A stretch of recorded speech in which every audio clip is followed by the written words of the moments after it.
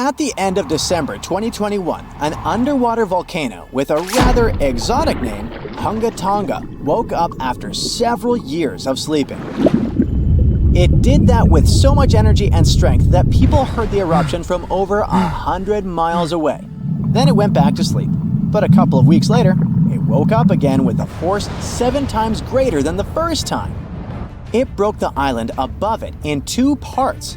The lightning storm that started because of the eruption was the most intense in recorded history. The sound waves from the eruption traveled around the planet several times. Someone even heard a loud boom from it in Alaska. And it started the first known mega tsunami since ancient times. This tsunami took the lives of 2 people as far as Peru and caused trouble for 2 fishermen in California. But that's not all. This eruption could change the weather patterns on Earth for years. You may see the first proof in the summer of 2024, which is forecast to become much wetter than usual. Scientists believe the eruption was caused by gas building up to a critical point.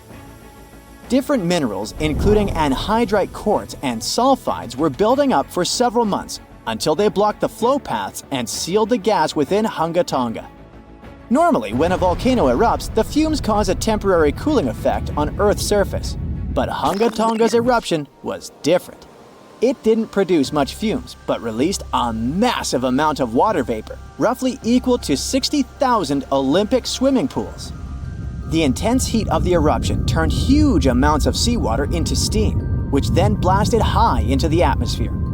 All that water vapor ended up in the stratosphere, a layer of the atmosphere that's too dry to form clouds or rain.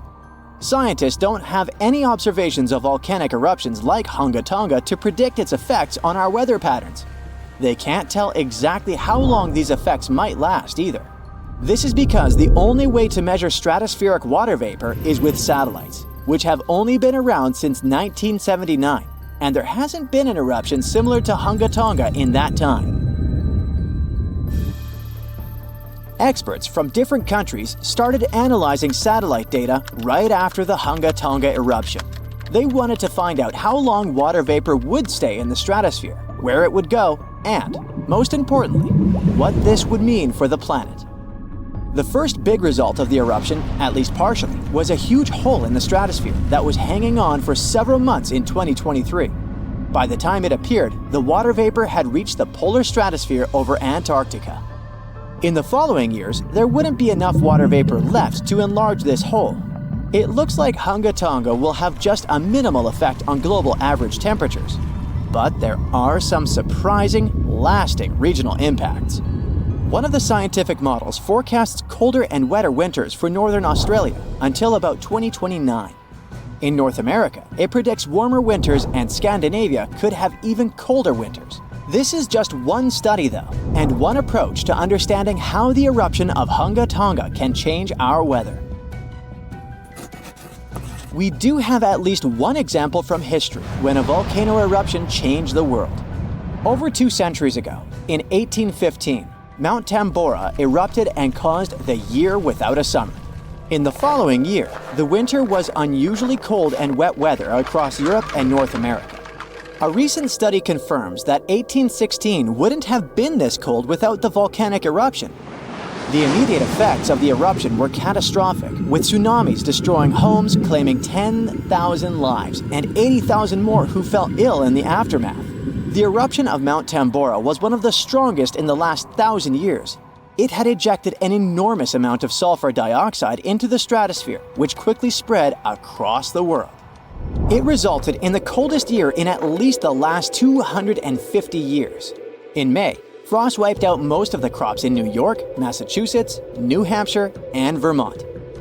By June, heavy snow covered the ground in Albany, New York, and Dennisville, Maine, and New Jersey had 5 straight nights of frost. The cold continued into late summer, which should have been the harvest season. In July, lakes and rivers were still frozen as far south as northwestern Pennsylvania, and frost stayed in Virginia until late August. Temperatures would drop from above normal summer highs to near freezing within just a few hours. The weather was completely unpredictable. Prices of food skyrocketed. The cost of oats for horses, which were the main mode of transportation, also rose sharply. Some people believe this situation inspired Carl Drees to invent the bicycle in 1817 as an alternative transportation method. Tambora changed weather patterns completely for not just 1, but 3 years. The whole planet got colder, and as crops failed, probably at least 1 million people starved. Scientists don't have solid evidence of volcano eruptions that have taken more lives than Tambora. But the Krakatoa eruption in Indonesia in 1883 is far more famous than Tambora because information about it spread worldwide via telegrams and photos.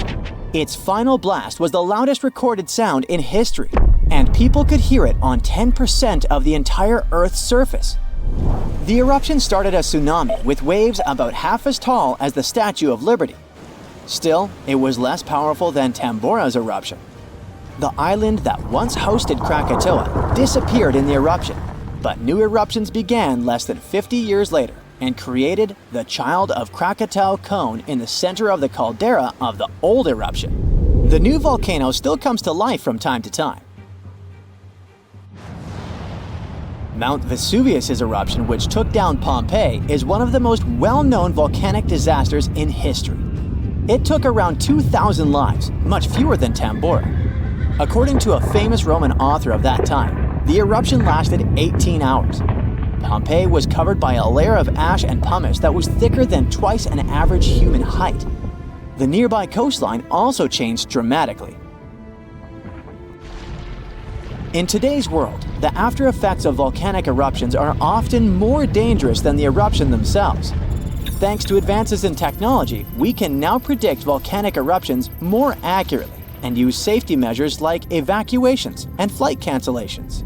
But there's still a lot of risk that changes in weather patterns and drought all over the world, especially in areas like India, East Asia, and East Africa that are affected by monsoons. Volcano eruptions can also have effects you wouldn't probably expect, like the evolution of dinosaurs. These guys were once the size of cats, waiting for their time to shine. It came around 230 million years ago. This time is known as the Carnian pluvial episode. Before it, Pangaea was a dry and arid supercontinent. But then, there were 4 major volcanic events that pumped huge amounts of carbon dioxide into the atmosphere. Global temperatures and humidity spiked because of it. These massive eruptions most likely happened because of the Wrangellia Large Igneous Province eruption in what is now British Columbia and Alaska. This prolonged volcanic activity created the right conditions for dinosaurs to blossom and diversify, and also for the rise of other groups, like modern conifers, ferns, crocodiles, turtles, insects, and early mammals. With higher temperatures and more rainfall, terrestrial plants have evolved, and humidity-loving ones have become dominant. Without those changes in the world, we could have a completely different natural history. There's some solid proof that volcanic activity has really changed the weather patterns back then. Scientists have found layers in the Earth's core that show different types of carbon. It means there were 4 massive releases of carbon dioxide into the atmosphere. The data on mercury and carbon together shows that the spike in mercury levels was thanks to a major volcanic event that affected the global carbon cycle, and not just local eruptions. Our planet's biggest and meanest supervolcanoes are waking up. When they erupt, you'll surely notice it, even if you live thousands of miles away from the epicenter. Scientists are worried we might not have enough time to prepare and deal with the consequences of a super eruption. There's some volcanic activity close to the Italian city of Naples. And no, it has nothing to do with the famous Mount Vesuvius, but with another volcano. This one is harder to see as it doesn't have a tall peak like Vesuvius. But don't let this bad guy trick you. It could be way more dangerous than its giant neighbor. It does have a huge crater that's about 8 miles wide. This volcano is called Campi Flegrei, and it's actually one of the largest volcanoes in Europe, sitting under the town of Pasquale. So, Campi Flegrei erupted 39,000 years ago with a bang so massive it spread ash across the whole Mediterranean region. It also caused the temperature to drop by over 16 degrees Fahrenheit across Eastern Europe. It was the biggest volcanic eruption in Europe in 200,000 years. Since then, Campi Flegrei has had smaller eruptions, and the last one happened in 1538. Now the area is full of small craters, hot springs, and bubbling pools, and they're all proof that this volcano is still very much alive and brewing something. Since the early 2000s, the ground in the giant crater and the town nearby have been slowly rising by about 1 to 1.5 inches every year. There were at least 150 earthquakes that shook this supervolcano lately. In May 2024, there was a 4.4 magnitude in the area, the biggest in the last 40 years. Residents had to leave their homes and camp outside, fearing there would be more earthquakes. No one knows how Campi Flegrei is going to behave in the following months or years, but the authorities are organizing evacuation exercises to prepare the population just in case. The Italian volcano looks like an innocent kitten compared to the real giants like Yellowstone. For a volcano to deserve the title of a super one, it must be able to produce catastrophic-scale eruptions and eject huge amounts of magma, ash, and volcanic gases. The Yellowstone giant meets these criteria. Even though it moves from time to time, the Yellowstone supervolcano hasn't erupted for 640,000 years. But when it does wake up, it might erupt with incredible power, about the same amount as 10 huge nuclear power stations can produce. Under the ground, beneath Yellowstone, there's a super hot area full of molten rock called magma. As more magma moves into a big space called a magma chamber, the ground above starts to swell or rise. When the magma cools down, the ground falls. Between 2004 and 2009, the ground at Yellowstone rose by almost 10 inches, but then it started to slowly go back down in 2010. Scientists aren't sure if it's going to erupt anytime soon. There's also another big volcano called Long Valley in California that has been active since 1980, and it can be a really big threat. Scientists studying this supervolcano found out that before its biggest eruption, 760,000 years ago, the buildup may have taken less than a year. Now, that's bad news, because a supervolcano eruption can have a huge effect on the world, like the eruption of the Toba volcano in Sumatra around 74,000 years ago. It became the biggest volcanic eruption the Earth had seen in 28 million years. It covered parts of Indonesia, India, and the Indian Ocean with a thick layer of volcanic debris, almost like a 6-inch blanket. The amount of rock it spewed out was like stacking nearly 3 million Empire State Buildings. The giant crater it left behind can still be seen from space. All the ash and gases shot up into the air and blocked some of the sunlight. It caused a volcanic winter that lasted about 6 to 10 years. Some scientists think this eruption might have even affected early humans. Around the time Toba erupted, the human population took a sharp dip, and there were far fewer people. Some say this is why all modern humans come from a small group of survivors. According to the Toba catastrophe theory, most early humans in Europe and Asia didn't survive the cold and harsh climate after the eruption, but a lucky group lived through all that in Africa. Not all scientists agree with this idea, and some archaeological and climate records show a different story. Another volcano that changed the world in a big way was Mount Tambora in 1815. The next year went down in history as the year without a summer. It was cold and rainy, and there was snow and frost even in the middle of summer, especially in Europe and North America. This happened because the volcano sent out a lot of sulfur dioxide into the sky, which spread all over the world and made the planet colder. When Tambora erupted, it caused huge tsunamis that smashed homes and took the lives of around 10,000 people. Afterward, about 80,000 more people passed away because of the consequences the eruption had caused in the world. The cold weather ruined crops, so food became really expensive. And because horses were the main way people traveled, the cost of oats that they ate went way up too. Some people even think this led to the invention of the bicycle in 1817 as a new way to get around. The eruption made the Earth colder for about 3 years. Now, even though the Tambora eruption was so powerful, Krakatoa, another volcano in Indonesia, stole the show when it erupted in 1883. It was just easier to spread information about it through telegrams and photos. Its final blast was the loudest recorded sound in history, and people could hear it on 10% of the entire Earth's surface.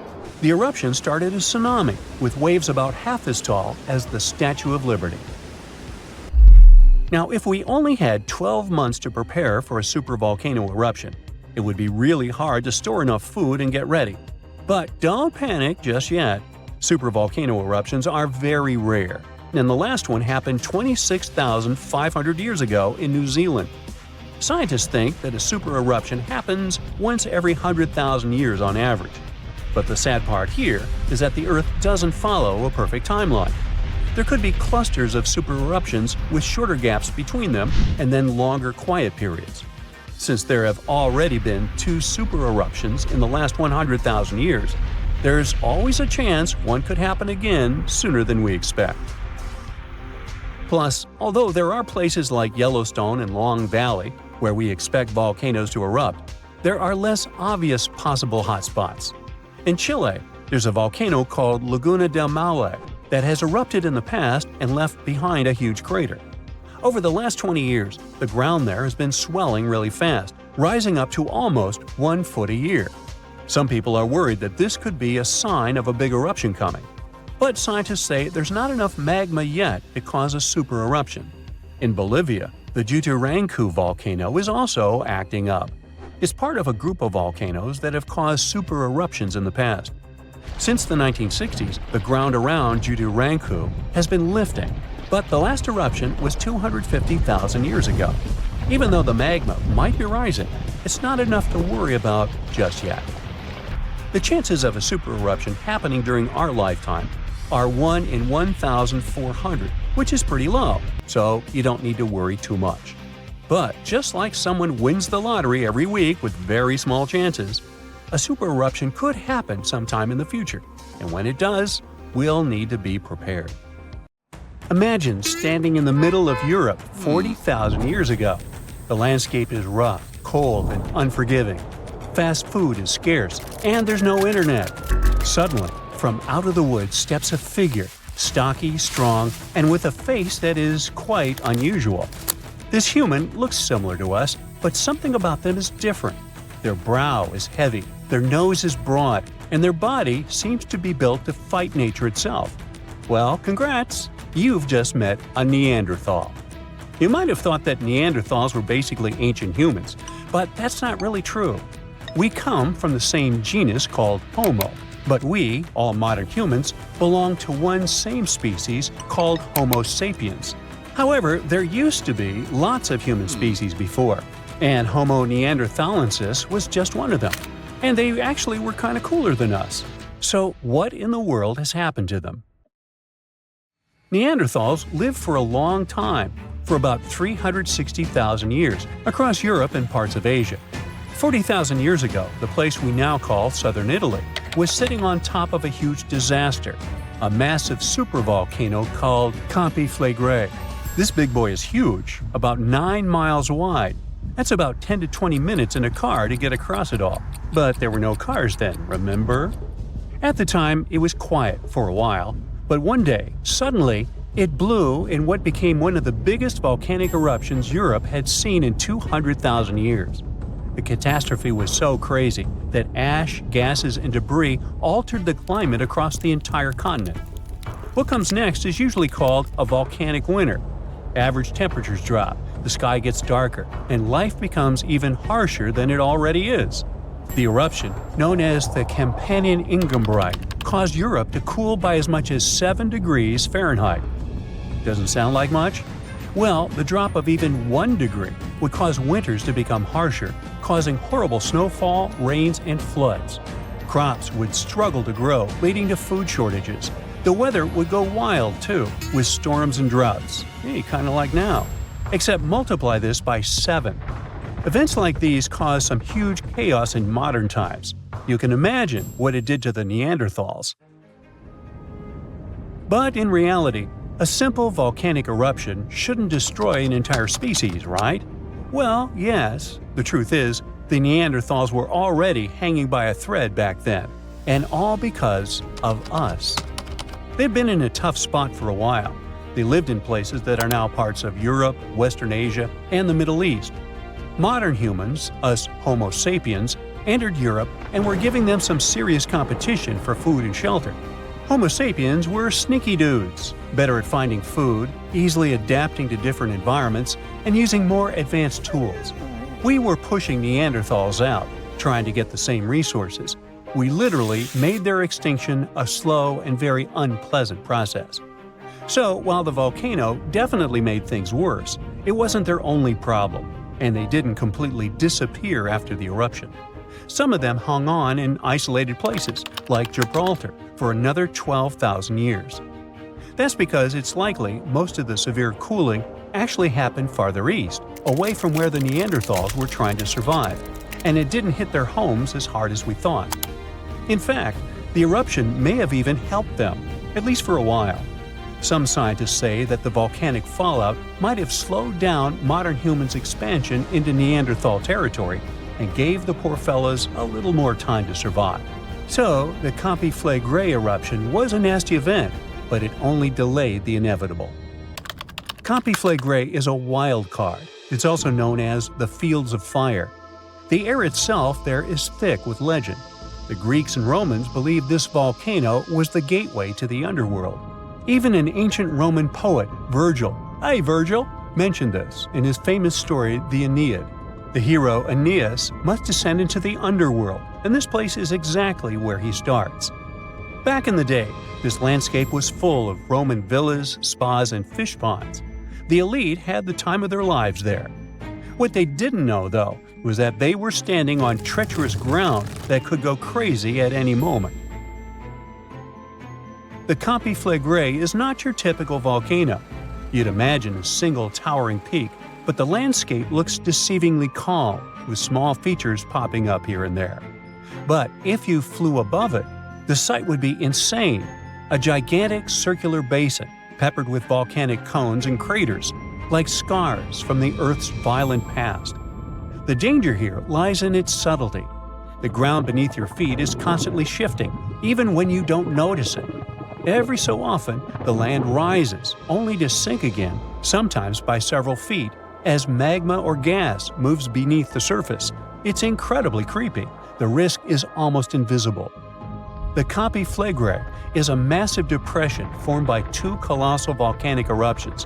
One of them was the one that cooked Neanderthals, and another happened 15,000 years ago. The most famous eruption, though, happened in the 16th century, and it was horrifying. The year was 1538. For years, the people of Paswali had noticed something unsettling. Land that once sat below the waves was slowly rising. What was once the sea had become new ground. Rumblings from deep within the earth were terrifying, but had become a normal part of life. Earthquakes started in the early 1530s, small at first, but in just 8 years, they became the norm. Until one day, on September 28th, horrifying tremors shook the ground. By the next evening, as the sun dipped below the horizon, a massive crack ripped open the earth near the ancient Roman town of Tripergoli. From this gash spewed fire, smoke, and a rain of volcanic ash miles away. It was thick and muddy, likely mixed with underground water. The ground trembled as hot pumice rock was thrown high into the air. And then a new mountain began to rise from the land. This was the birth of what we now call Monte Nuovo. Eventually, things seemed to calm down, as if the earth was catching its breath. For days, things seemed quiet. Locals relaxed a bit. They began to approach the new mysterious volcano, a crater with something that resembled boiling within it. People visited it like a new attraction. But then, just days later, the disaster struck again. At night, without warning, a new mountain went wild. A blast from the southern flank hurled scoria, chunks of jagged volcanic rock, into the air. This one was fatal for 24 people. The debris found afterwards was huge and coarse. For centuries after, the only signs of life from the Monte Nuovo were small fumaroles, jets of gas seeping from the earth. But then, even those faded away. Now it's just a lush green cone, a pretty sleeping giant. But the ground near Naples, Italy, is still alive. The Campi Flegrei sits quietly for now, but it might not be for long. It's showing signs it might be waking up again. This supervolcano looks like a hellish landscape, with its boiling mud pits, geysers, and steam vents. Romans and medieval Christians once believed it was a gateway to the underworld, and who can blame them? What's spooky is that recently scientists detected unusual activity under the surface. In 2012, Italian authorities raised the alert level on the volcano from green to yellow, meaning that it needs close monitoring. There are certain changes that usually happen before an eruption. The magma below starts releasing gases, which could weaken the rock above, eventually triggering a disaster. Unfortunately, no one can predict exactly when or if it will erupt. But if it does, the consequences could range from a minor inconvenience for locals to a global catastrophe. Its last tiny eruption happened in the 16th century, and it wasn't too bad. But if history repeats itself, like it was with Neanderthals, we're all cooked. An eruption like that could lead to global cooling, crop failures, and widespread famine. Right now, a group of scientists is trying to get a clearer picture of what's happening beneath the surface. The Campi Flegrei Deep Drilling Project is working to drill a 10,000-foot borehole, hoping to check out the magma chamber up close. But at least for now, the supervolcano remains quiet, and let's hope it stays that way. If all the volcanoes on Earth suddenly erupted together, it'd be loud. We'd also have around 1,500 of these formations bursting at once. Now, normally it's just 10 to 20 volcanoes that are active each day. But what would the world look like if they all blew their tops simultaneously? Geologists think it wouldn't be pretty. Even if only the land volcanoes erupted together, it would set off a chain reaction way worse than anything we've ever seen before. The two big problems would be ash and volcanic gases. While the explosions in lava would be damaging for people nearby, the real danger lies in what happens next. A thick layer of ash would cover the planet, blocking out sunlight completely. No sunlight means no photosynthesis, which means crops would fade away and temperatures would drop considerably. And all this ash cloud could remain in our atmosphere for up to 10 years. Now, ash aside, there's also acid rain to worry about. Volcanic gases like hydrochloric acid and sulfur dioxide would mix with the atmosphere and fall back down as acid rain. This type of weather would harm the groundwater and ocean surfaces. Even if humans would find a way to survive up to this point, we'd have no corals and no other sea creatures around. Scientists have seen similar events in Earth's history at a smaller scale. Big volcanic eruptions have been linked to mass extinctions. When Mount Pinatubo erupted in 1991, it cooled parts of the world for 2 years. But the extra carbon dioxide from these eruptions could also heat the planet, the same way we turn our stoves to broil for that extra crispy layer on our casserole. Geologists also mentioned that there's evidence in our atmosphere that stuff like this may have happened in the distant past. During the Cretaceous period, carbon dioxide levels were way higher than today, which made it difficult for marine life to thrive. Who would survive all this? Probably just some extremophiles, these organisms that survive in harsh conditions like hot springs or deep undersea vents. As for humans, we could all lay low in underground bunkers until things clear up, or build multiple space stations that could fit us all. Yeah, right. The chances of all volcanoes erupting at once, though, are very slim. Whew! That's because there isn't one giant source supplying all the volcanoes on Earth. Each one of these openings has its own deposit of magma, except for a few cases where they indeed share the supply. For example, in 1912, Nova Rupta in Alaska erupted alongside another volcano sharing magma. Scientists have also found evidence of magma hiding under volcanic areas, like under the Taupo volcanic zone in New Zealand. This magma can spread out horizontally for long distances, but is still just a local feature. Even if we consider all the magma under Taupo as one system, it's not connected to other volcanic areas like Indonesia or the Philippines. Because the great majority are isolated, volcanoes can't sync up to erupt at once. The magma comes from different processes, like mantle decompression or adding water to the mantle through subduction. There's no way to make all these different volcanoes erupt together because of how tectonics work. Now, that doesn't mean we won't see interesting volcano activity in the future. Take an underwater area near British Columbia, where recently about 200 small earthquakes per hour have been noted. Deep beneath the Pacific Ocean floor, off the coast of Vancouver Island, magma is set to erupt, heating the water so much that it'll bubble like soda. However, this event will likely go unnoticed by anyone other than scientists. The anticipated eruption will most likely happen around 3 miles below the ocean surface. Scientists explain that the earthquakes range from negative to 4.1 magnitude, meaning only those nearby would feel any tremors. This unusual activity gives us a rare opportunity to study how the Earth's crust forms. The magma beneath the ocean floor is estimated to be almost 1,500 degrees Fahrenheit, but will cool rapidly upon eruption and contact with water. This runny rock will solidify upon contact with the seafloor, turning black quickly. This event will be useful for biologists too, who will have the opportunity to study the marine animals' response to any changes, like run!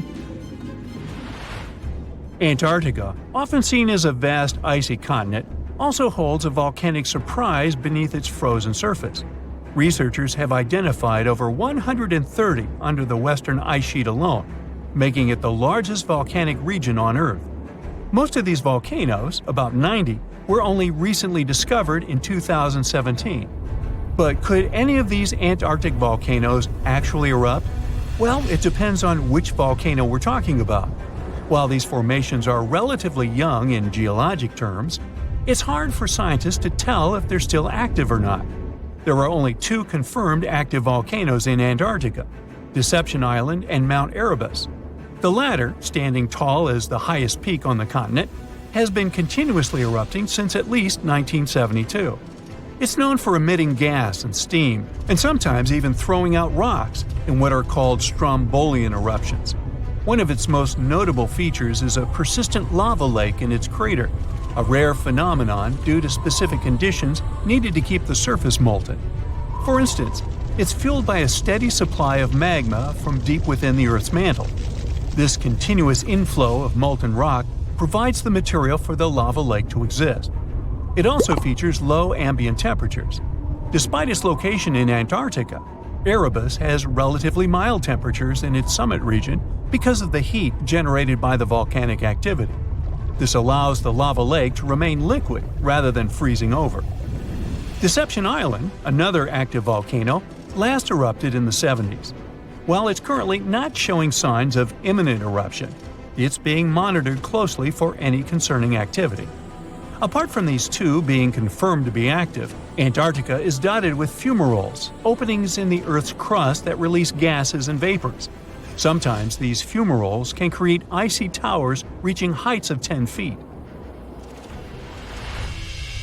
What we should focus on is maybe supervolcanoes. They're this type that has the potential to produce the most massive and destructive eruptions. Unlike the typical one, which has a single vent, supervolcanoes have a vast magma chamber beneath the surface, spanning tens or even hundreds of miles in diameter. Their eruptions can have catastrophic effects on the surrounding area and even impact global climate patterns because of the amounts of ash and gases they spill out into the atmosphere. One famous supervolcano is the Yellowstone one, which some say is gearing up for another eruption. It has the capacity to unleash a colossal eruption, spewing over 240 cubic miles of material. As much as we'd like to predict its behavior, volcanoes don't stick to a calendar. On the contrary, eruptions simply happen when there's enough magma beneath the surface. There also needs to be enough pressure for the magma to travel upwards. As far as we can measure, these conditions are not currently met at Yellowstone. Sure, many volcanoes operate on a cyclical pattern, but that doesn't mean Yellowstone is overdue. In fact, Yellowstone has had just 3 major eruptions over the past 2.1 million years. Also, the term supervolcano refers to the formation's size, not necessarily how fussy it is. Yellowstone's monitoring is extensive, tracking seismicity, ground deformation, thermal emissions, gas, water chemistry, and surface changes. Signs of an eruption would include thousands of earthquakes over a short period. We'd also see deformation on the ground and weird gas emissions ahead of time. Stable, as it might look like for now, the consequences of it having a major eruption could look ugly. Ash dispersion could blanket a 500-mile radius, potentially disrupting Midwest agriculture and clogging waterways. Ash and gas emissions into the stratosphere could induce global climatic effects, making our planet colder for several years. And yes, we've seen some research that it shows there's more liquid molten rock under the Yellowstone volcano than scientists believe. But that doesn't translate to imminent danger. There's an old volcano in Bolivia called Uturuncu. It hasn't erupted in about 250,000 years, so you may think that's the end of its story. But recently, it has started to act a little strangely. At the moment, it resembles a zombie that's waking up from a long nap. Uh-oh, is that kind of apocalypse nearing? Uturuncu is a huge mountain in the Andes that's almost 20,000 feet tall. It's called a stratovolcano, which means it's big, steep, and cone-shaped. These kinds of volcanoes are made from layers of lava, ash, and rocks. They can have terrifying, powerful, explosive eruptions because their lava is thick and traps gas inside. Think of it like a shaken-up soda that's ready to burst. Famous ones like Mount Vesuvius are just like Uturuncu. And do you remember about the tragic fate of Pompeii, completely destroyed during the eruption of Mount Vesuvius? Does something similar await Bolivia? Even though Uturuncu has been quiet for a long time, scientists have noticed that it's been letting out gas, rumbling with small earthquakes, and even making the ground around it bulge, kind of like it's stretching. So, people started wondering if it was getting ready to erupt again.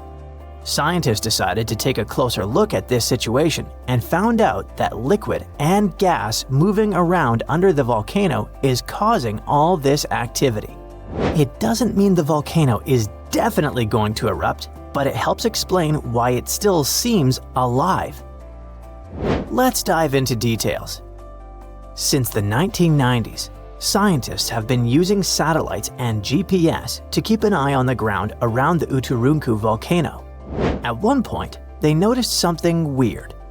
The ground was rising in the middle and sinking around the edges, kind of like a sombrero hat. The middle part has been slowly going up for at least 50 years, by about 0.4 inches a year. It doesn't sound like a lot, but hold on.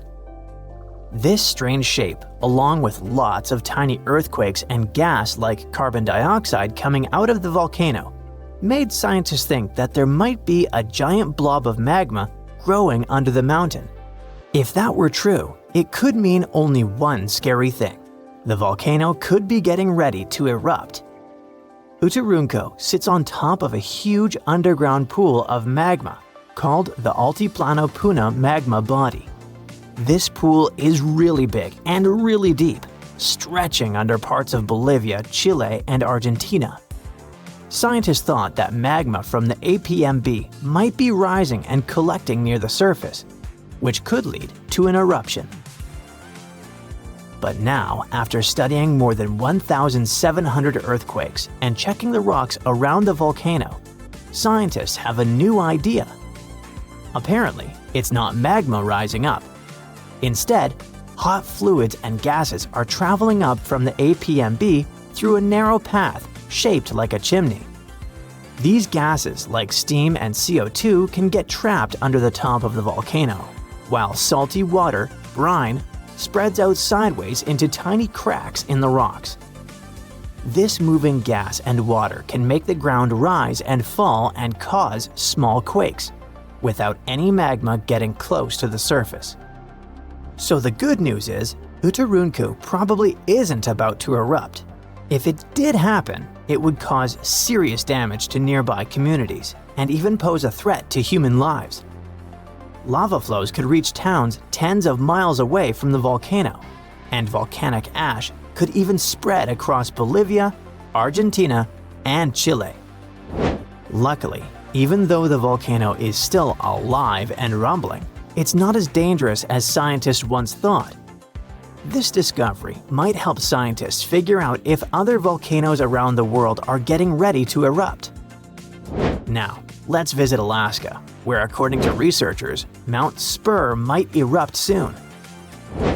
It's letting out strange amounts of volcanic gases from the top and side vent, the very vent that last erupted in 1992.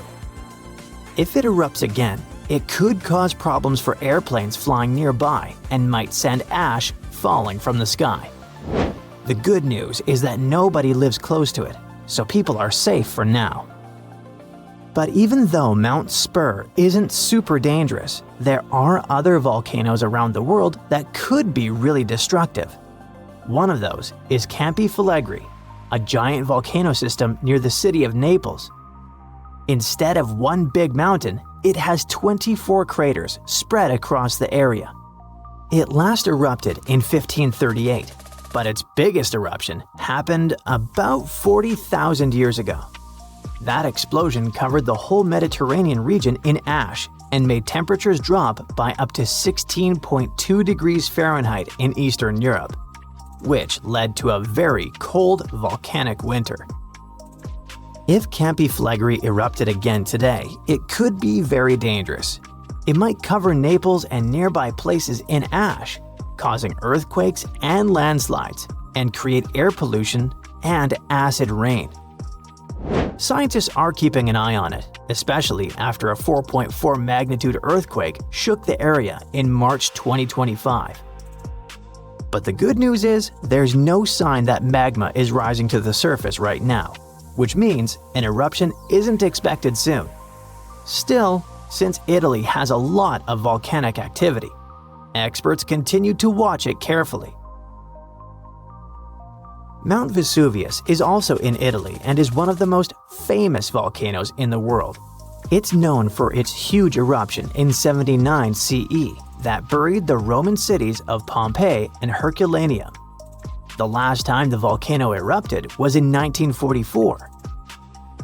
Today, Vesuvius is even more dangerous because over 3 million people live near it. Around 700,000 people are living illegally right on its slopes, which puts them even more at risk. If the volcano erupts again, it could send rocks and ash flying through the air at nearly 100 miles per hour and cause major destruction, possibly even wiping out Naples.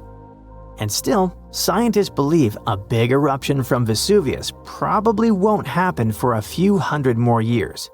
But since it's still an active volcano, researchers continue to monitor it. Cumbre Vieja is a volcano on the island of La Palma, which is part of the Canary Islands. It last erupted in 2021. During that eruption, lava poured out of the volcano and flowed all the way to the sea. It destroyed over 3,000 homes, but luckily, thousands of people were safely evacuated, so it wasn't as bad as it could have been. In the past, scientists were worried that a huge eruption could cause the entire western side of the volcano to break off and crash into the ocean. This could create a mega tsunami, sending massive waves hundreds of feet high across the Atlantic Ocean. But more recent studies have shown that this is very unlikely to happen. Mount St. Helens is a volcano in Washington State in the United States. It had a massive eruption in May 1980 that ended the lives of 57 people. That eruption also caused the biggest landslide ever recorded. Hot, pressurized magma exploded from the volcano, shooting ash 15 miles into the sky. Ash covered a huge area, and around 230 square miles of land was destroyed. Mount St. Helens is still active and is expected to erupt again someday, possibly even in our lifetimes. But experts say it's not likely to have another huge sideways blast like the one in 1980, thanks to a deep crater that is now formed at the top. It will change the way the volcano might erupt. Popocatepetl is a big, active volcano in Mexico. It's been slowly erupting on and off since the early 2000s. It's really close to a lot of people, just 40 miles from the Mexico City metropolitan area, which has about 22 million people, and 30 miles from Puebla, which is home to about 6 million inhabitants. If Popocatepetl had a huge eruption, it could cover Mexico City in thick ash as much as 8 inches deep. That ash could block drains, mess up the water, and even stop the electricity from working. Even worse, fast-moving lava and super hot flows, called pyroclastic flows, could rush down the mountain and destroy towns nearby. The volcano was quiet for 50 years, but now it rumbles and shakes pretty often. There have been over a dozen small eruptions, including some as recent as February 2024. Some nearby places got covered in ash, but scientists say this isn't too surprising, and they're keeping a close eye on it. Massive tsunamis, destructive tornadoes, giant meteorites, devastating earthquakes. Ooh, better have insurance. But all these are minor natural disasters compared with the eruption of a volcano. Some volcanoes can destroy a city, as it was with Pompeii, or some islands in the Pacific Ocean. But there's a dangerous type of eruption that can destroy all life on the planet. This type is called flood basalt. But first of all, let's figure out what a volcano is. Rivers of hot liquid metals and incandescent rocks flow deep inside our planet. And the deeper it gets, the hotter they are. The source of this hot mass is the mantle, which is the middle layer of Earth, located between the core and the crust. These fiery streams are called magma, and it flows everywhere. But we don't feel its heat because of the thick layer of our planet's crust. Magma is lighter than the crust, so it always tries to break out to the surface. And in some places, it succeeds. At the junctions of tectonic plates, it splashes out when one plate moves under a thicker one. When magma reaches the surface, it becomes lava. This substance burns the ground around and cools down quickly. It hardens and forms a new layer of rock. The following splash of magma falls on the top of this layer. Thus, a mountain appears layer by layer over millions of years. And in its mouth, a fault of tectonic plates splashes out magma. This mountain is called a volcano. It spits lava and ash into the sky, then falls asleep and wakes up again during seismic activity. Now imagine that several giant volcanoes begin to splash out an infinite amount of magma. It just doesn't end and covers an entire continent. This is a flood basalt, and one day it did happen. About 252 million years ago, in the northern part of our planet, a lot of magma accumulated under Earth's crust. Trillions of tons of hot rock were concentrated in one place on a gigantic territory. And gradually, all this fiery energy began to seep out of the ground. Hot gas started to come out in different places in this territory. The ground shook endlessly, and the crust rose hundreds of feet, all pointing to the approach of an imminent catastrophe. And then, at some point, magma began to pour out. Giant fountains of fire burst out of the ground. Do you know these geysers in Iceland? So imagine the same things, but dozens of times higher and with hot lava and ash instead of water and steam. The ash and lava flows were so strong that they reached the clouds. Under Earth's crust, there was a gigantic bubble of magma, and it squeezed out fiery jets under the pressure of rock and ground. The rift was getting bigger. Magma was flowing out everywhere. It began to fill the entire North Continent. The flood of lava spread wider and wider. The streams of molten rock seemed endless. Layers of molten basalt rock overlapped one another, forming a giant tsunami of lava 160 feet high. It poured out of the ground for hundreds of thousands of years, flooding forests, rivers, lakes, and meadows. At the same time, billions of tons of volcanic ash rose into the sky, which could lead to a volcanic winter, since sulfur dioxide in the ash reflected the sun's rays. This might have lowered the temperature on the continent by several degrees. Then, dust and ash probably condensed and formed giant clouds that watered the surface with toxic acid rain. But after that, the cold lava formed a giant thick shield, preventing magma from seeping out of the endless fire bubble. The global catastrophe was over, but only for a short time. Trillions of tons of magma were still flowing under a thick layer of solid basalt. The fiery rivers couldn't reach the top, so they spread out to the sides. As a result of this expansion, huge nets were formed under the thick rock. They ran in different directions like a spider web and heated Earth's crust. Gases started coming out from under the surface again. More and more energy accumulated there until an explosion of unimaginable force occurred. In addition to magma, carbon dioxide and ash escaped to the surface. They filled the atmosphere and caused the greenhouse effect. The temperature on the whole planet increased by several degrees. This release provoked another catastrophe that began in the ocean. There were deposits of methane, an explosive gas, on the seabed. Under ice-cold water, the methane was frozen and harmless. But the greenhouse effect in the atmosphere warmed up the entire ocean. Millions of tons of methane began to rise to the surface. This gas is more potent than carbon dioxide. Therefore, when it hit the atmosphere, the temperatures on Earth increased again. The whole globe turned into a hot sauna. In previous cool and humid places, the temperature reached those of a modern Sahara. Of course, most animals and insects couldn't survive such a cataclysm, but ocean life took much more damage. The heat and methane reduced the amount of oxygen in the ocean. Fish and other marine life couldn't survive in such conditions. New problems appeared when anaerobic bacteria started to multiply in non-oxygen water. They fed on methane and carbon dioxide and released hydrogen sulfide, a toxic substance that poisoned water even more. About 75% of land animals and 95% of the ocean's inhabitants went extinct. This flood basalt eruption was the only disaster in the planet's history that destroyed almost all plants and significantly reduced the insect population. Several species of the hardiest animals managed to survive in these conditions. The planet took about 10 million years to recover completely. After that, evolution began a new process of developing life.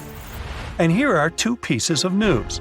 The bad one is that flood basalt will happen again and will be no less devastating than 252 million years ago. The good news is that it will happen in hundreds of millions of years. But when that happens, humanity will need to be prepared. It will start on the ocean floor. First, lava fountains miles high will begin boiling the water and emit sulfur dioxide into the atmosphere, where it will reflect sunlight. Along with ash and magma, a massive amount of water vapor will rise into the air. Livestock won't survive, and people will have breathing problems. Acid rain and increased humidity caused by the evaporation of the oceans will lead to the corrosion of buildings. All flights will be canceled. People will have to wear gas masks. Many animals won't be able to handle this eruption, but humans will adapt quickly. But then another and another eruption will follow, and this endless catastrophe will soon deplete the resources of humanity. Plants and trees won't recover so fast, and oxygen production will be significantly reduced. Let's hope that humanity will have colonized other planets, including those outside the solar system by that time. And now, let's jump back to the present. About 70% of the seismic activity associated with volcanoes occurs underwater. So let's see how ordinary volcanoes on the ocean floor work. Water, as well as land, rests on tectonic plates. Therefore, if their structure is broken at the joints, magma seeps through them. But unlike terrestrial volcanoes, lava here doesn't spread in different directions, burning everything it meets. It solidifies under the pressure of cold water. Underwater volcanoes can erupt for a long time with breaks in between. Magma covers the seabed. After another 100 or 1,000 years, a new eruption begins and a new layer of rock forms over the previous one. Over millions of years, layer by layer, magma is rising.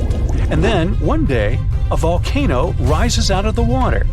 Magma splashes out of it and increases its height. And now we have a large volcanic island. Then the volcano falls asleep and life appears on the newly formed piece of land. Magma flows from the planet's mantle, filled with various chemical elements. This hot mix saturates the soil with useful substances and thus promotes the growth of plants and trees. Then birds and other animals arrive there, and the volcanic island turns into a paradise. Then humans arrive and pave over paradise to put up a parking lot and a franchise burger joint. On January 14, 2022, residents of Anchorage, Alaska, heard a series of loud bangs. They didn't stop for a half an hour. As they found later, the source of the bangs was almost 6,000 miles away in the Tongan archipelago in the southern Pacific Ocean.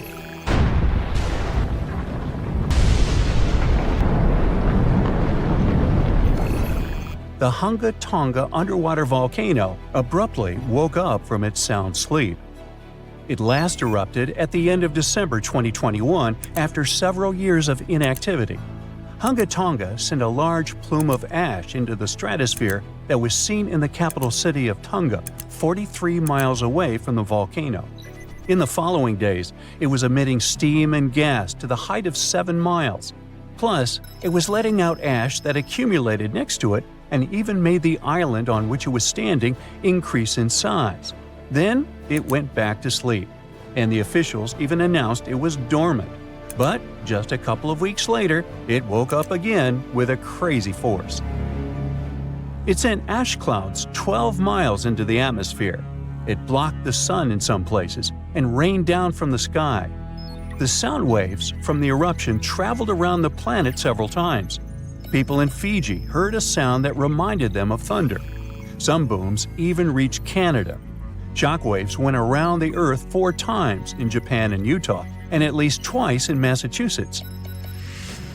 The eruption caused tens of thousands of lightning flashes.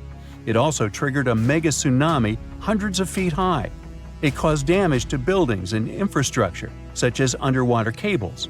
The extreme waves traveled all the way to the California coast, and there was an unusually high tide along the Pacific coast of Canada. Scientists studied seismic data to understand what caused such a massive eruption. Their research model showed that there was a big blast, likely because gas got trapped in rocks, like how a pressure cooker works when it's overcooked. This blast released a huge amount of energy, as much as 5 of the biggest underground nuclear tests. It all happened under a shallow part of the sea, where gas-filled rock was trapped.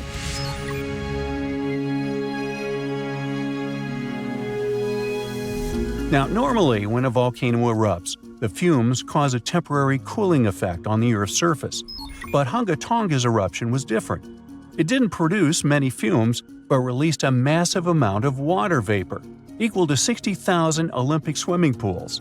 The intense heat of the eruption turned vast amounts of seawater into steam, which then blasted high into the atmosphere. All that water vapor ended up in the stratosphere, a layer of the atmosphere that's too dry to form clouds or rain. Scientists don't have any observations of volcanic eruptions like Hunga Tonga to predict its long-term effects on our weather patterns. This is because the only way to measure stratospheric water vapor is with special satellites, which have only been around since 1979, and there hasn't been an eruption similar to Hunga Tonga in that time. In fact, the Tonga eruption is the most well-recorded blast of its kind in recent history. Scientists had lots of tools to study it, like satellites that took pictures from space and sensors that listened to the vibrations and movements in the Earth. There was a similar eruption in 1991 at a volcano in the Philippines, but back then, they didn't have as many advanced tools as they do now to study it closely. Experts from different countries looked at satellite data right after the Hunga Tonga eruption. They wanted to find out how long water vapor would stay in the stratosphere, where it would go, and of course, what this would mean for the planet and for all of us.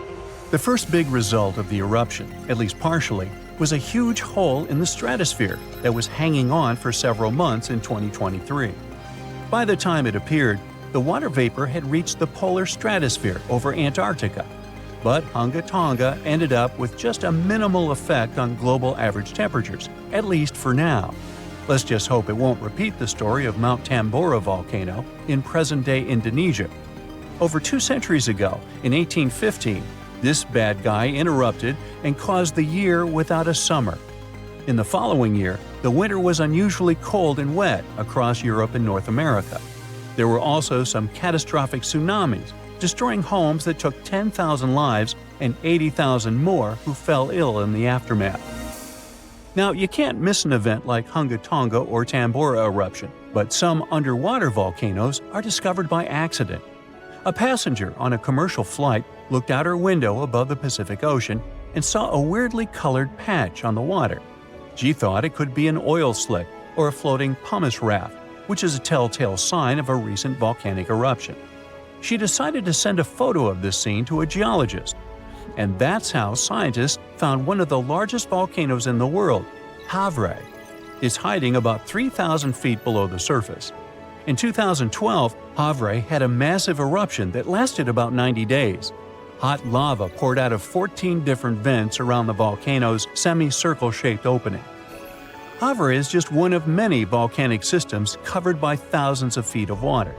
These volcanoes are the most active on Earth and are part of a giant system called mid-ocean ridges that stretches around the world.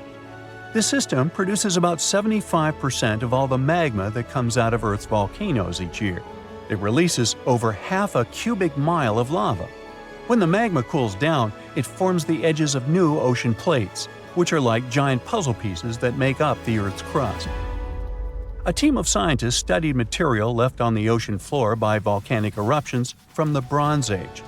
About 3,600 years ago, a volcano that was partly underwater in the southern Aegean Sea woke up with a bang. This eruption destroyed the island of Santorini and sent massive amounts of ash, rocks, and gases into the air. It left behind thick layers of ash and rock that settled in piles on the ocean floor. Scientists have been studying the ancient Santorini eruption for several years to figure out what happens during such massive ones. Their research helps explain how future volcanic eruptions could affect the weather on our planet. The study also helps scientists understand the strength of the eruptions, how high the eruption columns might go, and the sizes of the waves that form when all that ash and rock settles into terraces on the ocean floor. This information will help predict the dangers of future eruptions. Now, when a volcano erupts, the last place you want to be is inside it. But scientists did it for you. Well, kinda. They produced a smart new imaging technique that uses the best ideas from medical imaging and optical telescopes. Matrix imaging, that's what it's called, makes it easier to understand what's happening underground, even when there aren't many sensors available. These sensors, called geophones, detect and record the movement of seismic waves, which are vibrations that travel through the Earth.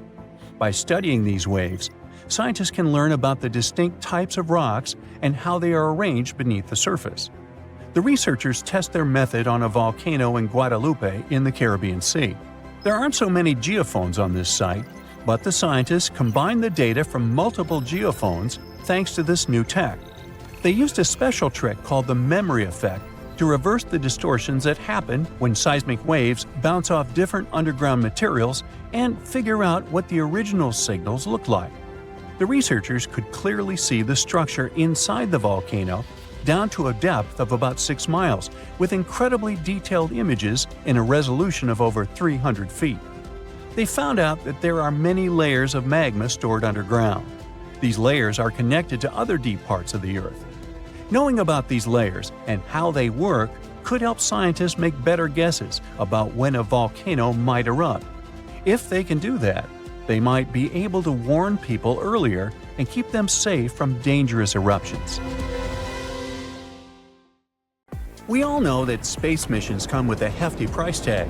To break it down, a ticket to space for an astronaut starts at around $20 million and can soar up to $50 million. NASA may be a well-funded organization, but you can bet they're always on the lookout to cut costs and save millions wherever they can. Plus, NASA has long realized they do not need to go to Saturn's moon to study if there's life there. We already have the suitable conditions for extraterrestrial life in Wyoming. If that resonates with you, then you already understand why NASA is so interested in Yellowstone. To explore life beyond Earth, we need to study environments that mimic extraterrestrial conditions. That's where all those hot springs come into play. Now, it's not the entire park that piques NASA's interest. Let's leave the bears, moose, and other earthlings to our local biologists. The real hotspot is the geysers, where microbial life flourishes. Oh, by the way, Yellowstone has more geysers and hot springs than the rest of the world combined. In some of them, water can reach temperatures as high as 192 degrees Fahrenheit. You might think, hey, that's only good for steeping tea. But here's the thing. Life in the form of microbes not only survives but thrives in these extreme conditions, having adapted specifically to them. So, could these microbes help us find life on other planets? Absolutely. Now, let's shine the spotlight on the real superstar, the Grand Prismatic Spring. It's packed with silica, which gives it that stunning color. Silica reflects sunlight, especially the blue wavelengths, which is why it looks so vibrant. The coolest part, though, is not the color, but the fact that this spring can teach us a lot about how life evolved. Way back around 4.5 billion years ago, I wasn't around then, living things didn't know how to harness energy from sunlight yet, so they were using chemical processes instead, just like they do now at the Grand Prismatic Spring. But why are we talking about other planets? Well, if life on Earth kicked off in a comparable way to what we see in Yellowstone, there's a good chance we could find something similar elsewhere in the universe. And if we could nail down exactly how life started here, we could really fine-tune our search for life on other planets. Geysers, very similar to those in Yellowstone, can be found on moons like Enceladus, which orbits Saturn, and Triton, which is a moon of Neptune. But how do they compare to the geysers we see in Yellowstone? Well, back in 1989, NASA's Voyager 2 spacecraft made a groundbreaking discovery when it spotted geysers on Triton. This was the first time anyone had seen a geyser outside of Earth, not counting the volcanic eruptions on Jupiter's moon, Io, that were found by Voyager 1 in 1979. Since then, more geysers have been found on other moons in our solar system. In Yellowstone, geysers are heated by hot water from deep within the Earth. However, geysers on some of the outer moons get their heat from tidal forces, the gravitational pull from the big planets they orbit. You know how ocean tides on Earth are affected by the moon and the sun? Well, these moons experience something similar, but on a much larger scale. Beneath the icy surfaces of these moons are warm, salty oceans that stay liquid because the thick ice above keeps them insulated. As the moons move closer and further from their parent planets, the constant tugging creates heat, causing the warm water below to shoot out into space whenever there's a crack in the ice. This icy crust and the warm water underneath are a bit like a frozen pond on Earth. But could there be life swimming around in these hidden oceans, just like there are critters thriving beneath the ice of a pond? That's something scientists want to find out. NASA hopes to send advanced spacecraft to explore these distant moons and look for signs of life. But those warm oceans are buried miles beneath the frozen surface. So, how do we reach them? The answer may lie in geysers. In February 2019, a group of planetary scientists decided to visit Yellowstone in the winter to study the similarities between Earth's geysers and those in space. They know that Yellowstone's geysers are home to some tough little microbes called extremophiles, which thrive in extreme conditions like hot or acidic water. The researchers wanted to learn as much as they could about these microbes and the environments they live in. They brought along a bunch of scientific tools to measure things like temperature, pH levels, and oxygen in the water. They also used special instruments to analyze the chemicals in the ice and rocks and sniff the air for gases. Plus, they collected samples of rock, ice, and water from the geysers, catching tiny droplets on sheets of foil coated in geyser spray. Their main target was the Great Fountain Geyser in Yellowstone's Midway Geyser Basin, which puts on a spectacular show 2 to 3 times a day. However, visiting in winter posed some challenges. Some scientists were delayed by snowy weather, arriving late at night right before they were supposed to enter the park. Then their SUV got stuck in a snowdrift and had to be rescued by a snowplow. The next day, riding in a snow coach, the team had to trudge through deep snow for nearly a mile to reach the geyser. keeping an eye out for elk, bison, and even bears. As they made their way to the Great Fountain Geyser, they took breaks to gather samples and measurements from other interesting pools along the way, like Lemon Pool and Surprise Pool. Even though Yellowstone feels remote, it's not nearly as far away as places like Enceladus and Triton. It's a unique natural laboratory that can teach us a lot about life on Earth and potentially beyond. Oh, as for labs, the Great Prismatic Spring may count as one. Look at these guys. Under the microscope, they look like matches. Their official Latin name is Thermus aquaticus. They live in this hot spring, and these bacteria have saved millions of people's lives. Now, if you're skeptical about what I just said, then you need to know that these bacteria help to create the basis of PCR tests, widely used in today's medicine to give fast and precise diagnosis. Back in the 60s, a microbiologist named Thomas Brock was exploring the park's superheated thermal pools and stumbled upon something amazing. Brock was super interested in bacteria that could thrive in extreme conditions. During his 10-year journey studying geysers and thermal springs, he found a microbe in a spring called Mushroom Pool that could survive in nearly boiling water. This little guy, Thermus aquaticus, turned out to be a game changer for science. Why? Well, it's crucial for a technique called PCR, also known as polymerase chain reaction, which is used to quickly make copies of DNA samples. Before Brock's discovery, this process was tricky because the heat could damage the enzymes that hold DNA together. But thanks to Thermus aquaticus, scientists could now heat and cool DNA samples without breaking them down, making everything faster and easier. It all happened because researchers had purified an enzyme called tag polymerase out of this organism. Those Yellowstone microbes could also be your new go-to for a delicious and sustainable breakfast. A unique microbe was discovered there during some NASA-funded research, and it's now being transformed into tasty vegan breakfast patties and cream cheese. Originally found in a hot spring, this little wonder is called Fusarium strange flavolapsus, and it caught the attention of space enthusiasts as a powerful protein source for long space missions. Plus, it requires way less water and land than beef, making it a smart choice for the planet. Researchers initially looked at this microbe for biofuel, but soon realized it could be cultivated into a complete protein with a texture reminiscent of chicken. Marked as FY, it can be turned into a variety of food products, all thanks to a fermentation process that keeps it free from contaminants. Oh, almost forgot. NASA is even working on a bioreactor to grow FY in space. Ooh, stay tuned.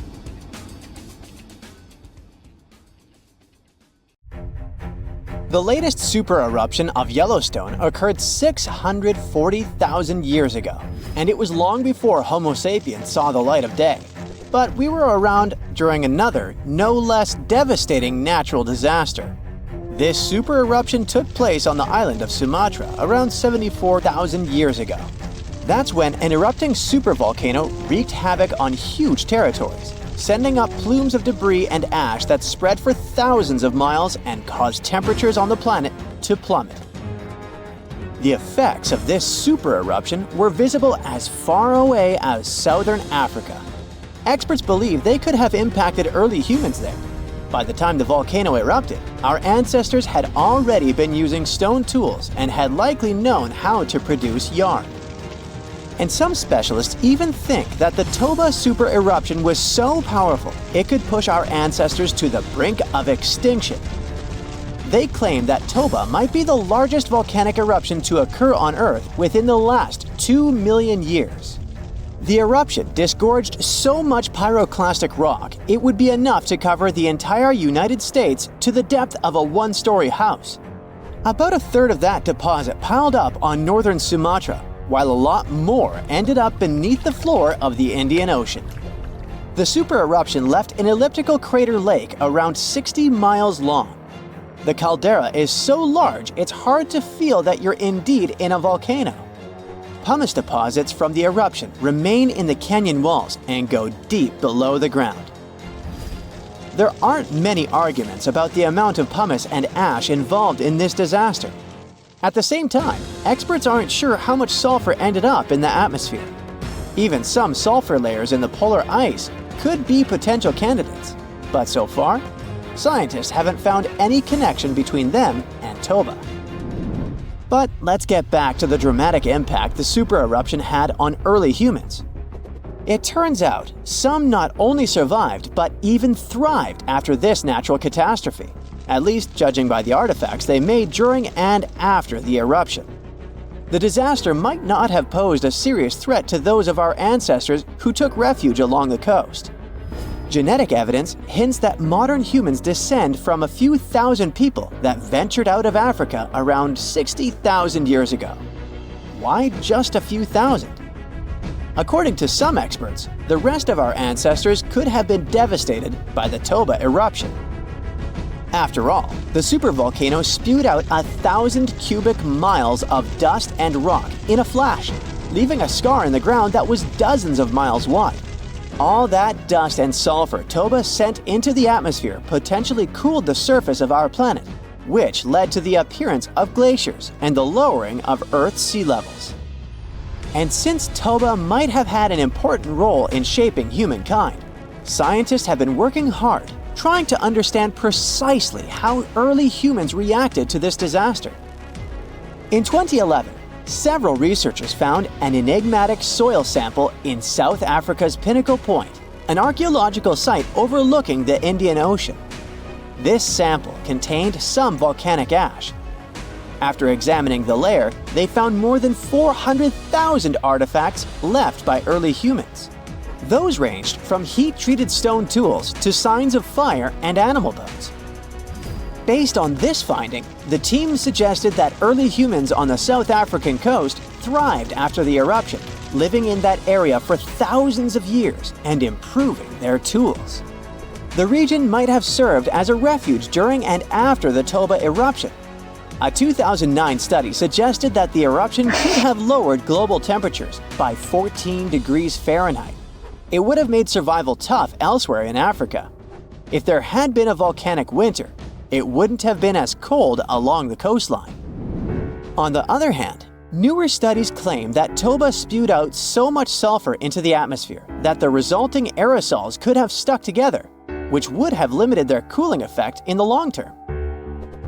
In other words, right after the eruption, temperatures would have plummeted, but only in some regions. And after 3 years or so, the effects of the eruptions would have calmed down altogether, becoming not dangerous to humans. Well, apparently, more research is needed. Meanwhile, let's figure out if we should watch out for any volcanoes these days.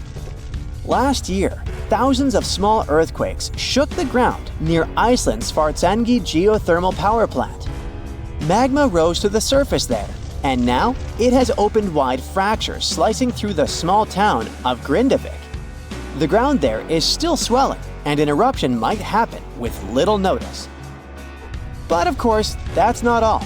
Over the planet, 45 other volcanoes keep rumbling. For example, Italy's Vesuvius, that infamous thing that finished the city of Pompeii in 79 CE.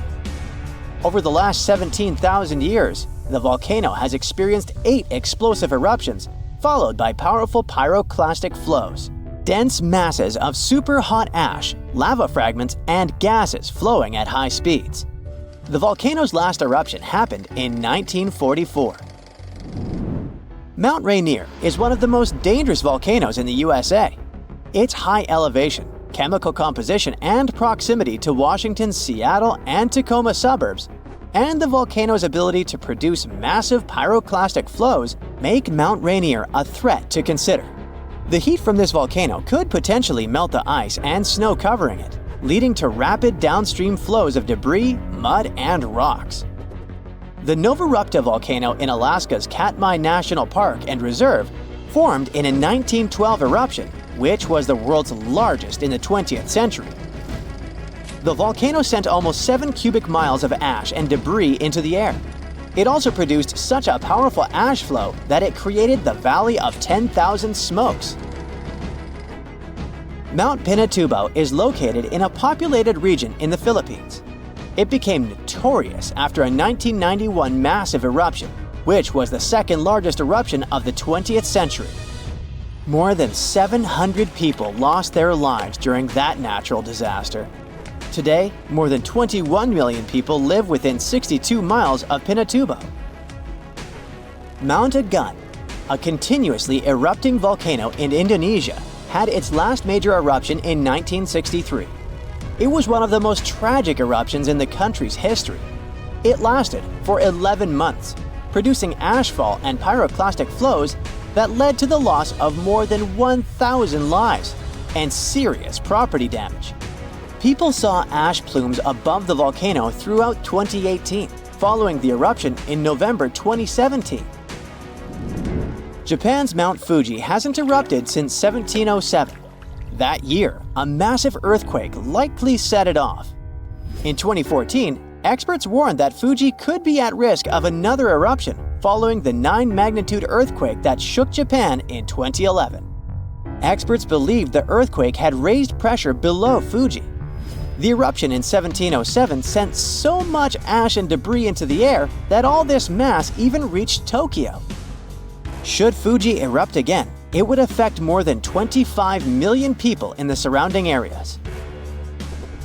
The eruption of Washington's Mount St. Helens in 1980 was one of the most destructive volcanic events in U.S. history. 57 people, as well as thousands of animals, lost their lives during that natural disaster. The eruption also destroyed around 200 square miles of forest. Experts think that Mount St. Helens' history of massive eruptions means that future catastrophes are bound to happen. The next explosive eruption might send large amounts of ash all over the Pacific Northwest. No wonder the volcano is under close monitoring. One of Indonesia's most active volcanoes, Mount Merapi, has been erupting for centuries. NASA claims that the biggest risk of this volcano is pyroclastic flows, which can spread over vast areas and harm loads of people. For the last time, Merapi erupted in January 2024, sending plumes of smoke into the air. These days, more than 24 million people live in the area surrounding this volcano. So, you might have heard that Yellowstone National Park is sitting on top of a giant supervolcano. That's the reason why the area can boast powerful geysers and hot springs. But it also means that underneath Yellowstone, there is an enormous magma chamber. In 2015, researchers from the University of Utah found out that this chamber was much bigger than everyone had previously thought. They even found one more reservoir with magma under the top one. Apparently, the more spacious the chambers are, the more magma they contain. Together, the two reservoirs store a glob of magma that could easily fill the Grand Canyon not once, but 11 times. But you know the most worrying thing about the magma chambers? They tend to push against the ground above them. As a result, the land in Yellowstone rises about 1 to 2 inches a year. On top of that, Yellowstone has the status of an active volcano, and its volcanic explosivity index, yes, there is one, is 8 out of 8. Such a high number means that if this volcano erupted, it would be an apocalyptic event. To put it into perspective, the eruption of Pinatubo in the Philippines in 1991, which is considered the most powerful in living memory, was given a mere 6 on the volcanic explosivity index. Ha, loser. Now, let's figure out if there's anything to worry about. In March 2023, the University of Utah seismograph stations recorded 354 earthquakes in the entire region of Yellowstone National Park. Sounds like a lot. But keep in mind that the most impressive event of the month was a mini earthquake of magnitude 3.7. It was part of a swarm of 106 earthquakes that began on March 29th and continued until the end of the month. Yep, earthquakes apparently also come in swarms, so be aware. Experts say that Yellowstone's seismic activity is, well, kind of more active than usual, but it's really nothing serious. A geophysicist working at Yellowstone Volcano Observatory called Michael Pollan claims that the volcano won't erupt anytime soon. For this to happen, there must be enough magma ready to erupt beneath the surface. Whew.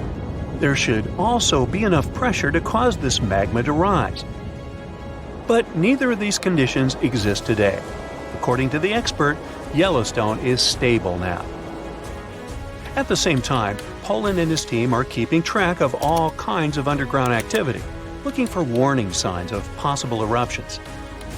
Some of them can be the frequency of earthquakes and ground deformation. Thousands of mini earthquakes, coupled with extreme changes in the surface of the ground in that area, can be alarming. The team also monitors the temperature of the park's thermal features. That's another noteworthy sign of a potential disaster: park-wide changes in geyser activity, as well as gas and thermal emissions. So, despite the media claims that Yellowstone is due to erupt soon because the last eruption happened 70,000 years ago, that's not how volcanoes work. Experts say that it's one of the most popular misconceptions about volcanoes. They don't follow timelines. If a supereruption did happen, though, the most worrying thing for us would not be the lava flows, and not an earthquake that would most likely accompany the natural disaster.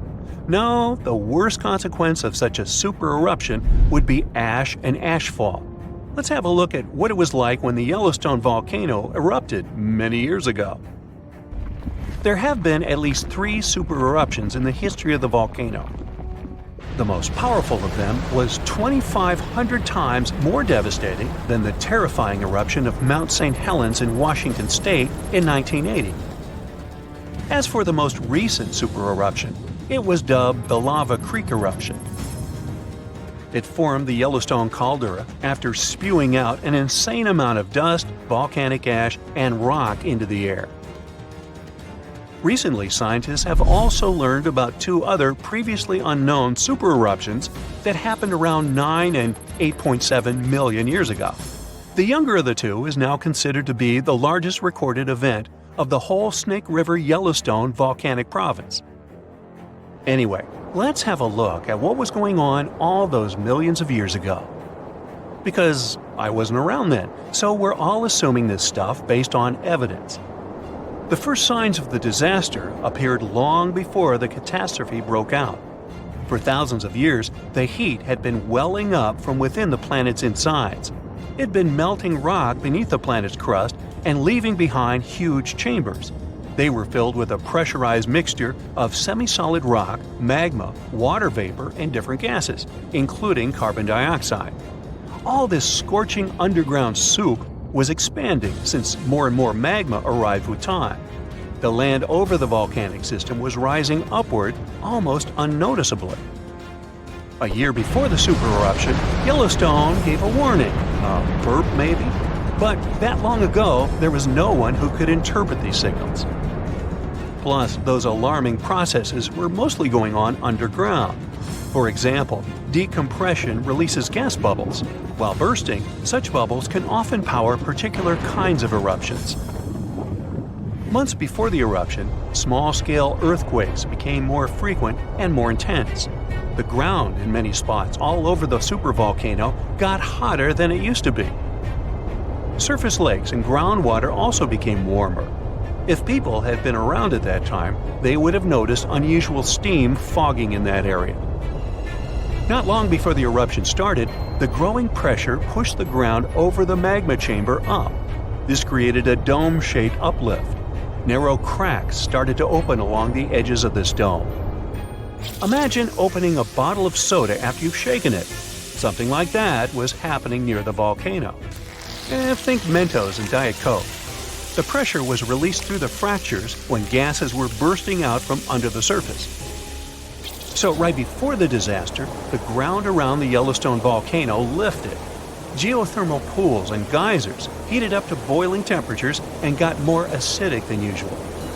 The magma started to rise toward the surface. At one point, the rock roof of the magma chamber couldn't resist anymore, and the eruption kicked off. Small but constant tremors began to move the ground days before the catastrophe. But the real shaking didn't start until several minutes before the eruption. With a deafening roar, a massive column of lava and ash hurled up into the air. Within several minutes, a pyroclastic flow rushed across the area at a hurricane-force speed. Such a flow is a liquid mixture of half-solid lava pieces, volcanic ash, and hot, expanding gases. It looked like an extremely hot, toxic snow avalanche. With a temperature of about 1,300 degrees, it was burning everything in its path. The volcano kept pumping ash for days on end. For all living creatures, ash fallout was one of the most dangerous consequences of the eruption. Volcanic ash turns into glassy cement within seconds of being inhaled. Most animals didn't have a chance to survive. Even thick trees started to collapse under the weight of this dense substance. It only took a couple of days until a thick layer of ash covered huge territories. After the ash got into the stratosphere, the temperatures all over the world started to drop. The eruption was rich in sulfur, which is an effective sunblocker. That's why it soon got so cold that there was no summer in the whole world for the next several years. Animals couldn't find food and clean water. This natural disaster, called the Gray's Landing supereruption, was colossal. That's how researchers described it in their recent studies. It affected a huge territory. The streams of lava enameled an area as large as New Jersey in scorching hot volcanic glass. It instantly sterilized the land surface, wiping out all the plant life that had been thriving there before. Now, if such an eruption were to happen these days, it would cover Colorado, Utah, and Wyoming with almost 3 feet of toxic volcanic ash. Many regions would be plunged into darkness. Even the coast, where most Americans live, would experience problems with the spread of the ash cloud. It would destroy crops and contaminate pastures, ruin power lines and electrical transformers. Well, so I'm sure you'll agree with me, it's a good thing that such a disaster isn't expected to occur anytime soon. Hey, we got enough other stuff on our plate.